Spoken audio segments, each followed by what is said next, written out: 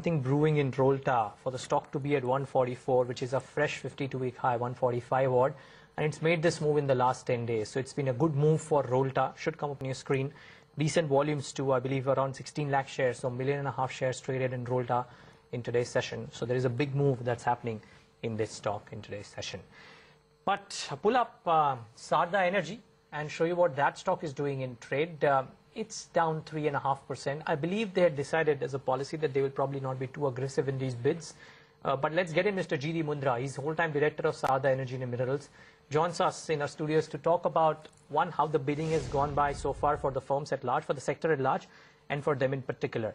Good having you, Mr. Mundra. Thanks so much for taking the time out. Now, you know, your comments on the recently concluded round one of the coal block auctions. I mean, we spoke to Anil Swarup. He was very happy, and he had reasons to be. They've bagged a windfall of money. But will you call it a big success for the government, and how much of a success for the companies, essentially? Right. Let us compliment the state central government for successfully completing the first round of e-auction of all the coal blocks which are running. And I think major benefit has gone to the state government by a bidding amount which they will be getting year on year, that is thousands of crore rupees, over and above royalty which they are otherwise getting. And in addition, the power tariff also is going down. So these are the major benefits which is going to the state government. And this should rather encourage the central government to bring in more and more mines, make it ready and auction it at the earliest, so that the way the aggressive bidding has gone, the whole corporate sector is hunger of coal. So if the more mine comes, I think the hunger of all the sector will be taken care. And what I just would like to comment on the way bid has gone. It has gone aggressively. It was expected. We were expecting, because first round of bidding, the number of mines available was less than the chaser for the mines, because lot of the plant which are ready and were not able to commission, or they had commissioned but were bleeding, they are waiting for the fuel linkages or fuel captive coal block.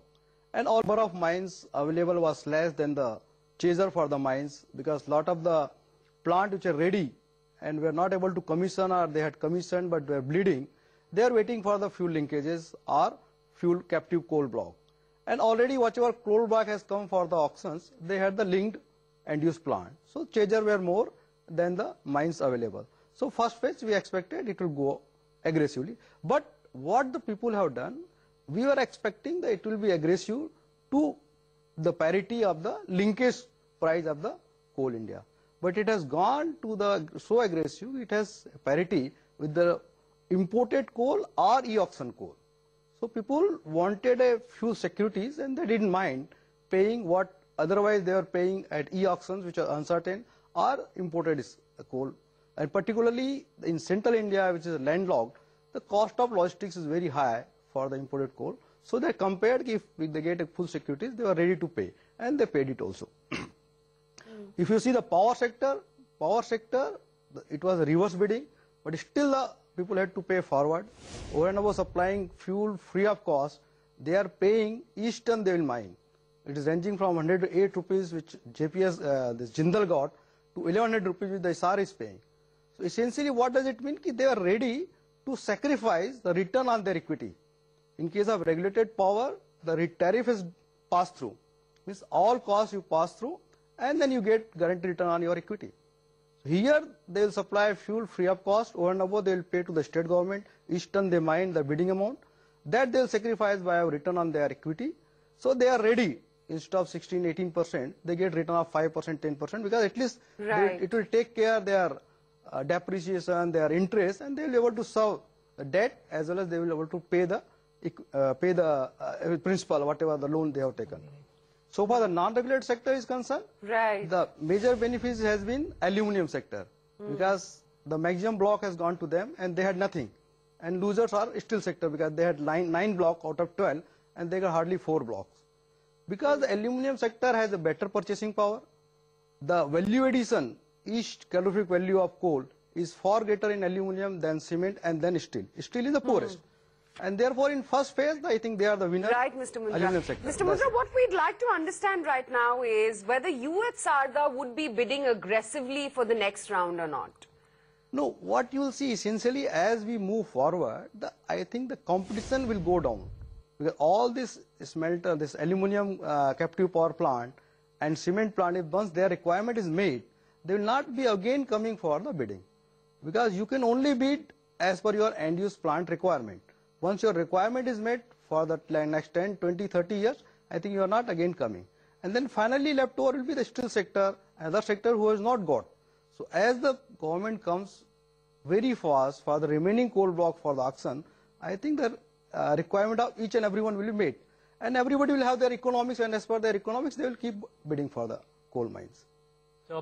So what kind of blocks do you anticipate to bag, and at what prices? And by when do you believe Sarda Energy as a company would have access to coal blocks in these current round of auctions? We are waiting, because next round, because first round I think they are coming with about 98 coal blocks, 42 running and remaining 56 ready to run. And after a year, what the government is saying, they will come with the remaining, because total 204 blocks has been cancelled by the government of this Supreme Court. So 98 minus 20, 106 block will come next year. But to my mind, because the government will be encouraged with the response they are getting by the bid amount to bring it faster, they will, I think, try to keep it ready to run at the earliest.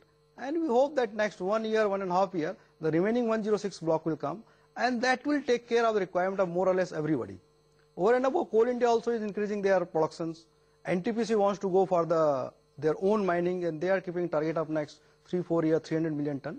So we feel that more or less coal will be available to all in next 2-3 years, and therefore the competition will be less, and it will be affordable to us. It will make economic sense to bid at that point in time. Fair call. Mr. Mundra, we wish you all the best for the next round of auctions, and we hope that you can get the coal blocks at the bids that you want to put in. Naturally, I can't ask you for the amount, but all the best for a very successful bid in the next round of auctions. That's Sarda Energy. Obviously, they haven't gone very aggressive, and therefore they're waiting for the next round of auctions to come in, and then will put in their bids. 176 is where that stock is. But broadly, I think the last couple of days we've seen companies which have bagged mines at optically much better costs have actually been doing very well. JSPL a case in point last week, Monnet Ispat a case in point today. Steel companies will probably wait for the next round to come in. That's the word on the power and the steel companies in the coal block auctions. Actually, we've done an exhaustive discussion today. We've had a couple of analysts coming in. We just had Sarda Energy coming in. So that aspect is taken care of. Now what we'll do all of this week is get you one key management every day at around this time to talk about what they anticipate the finance minister to do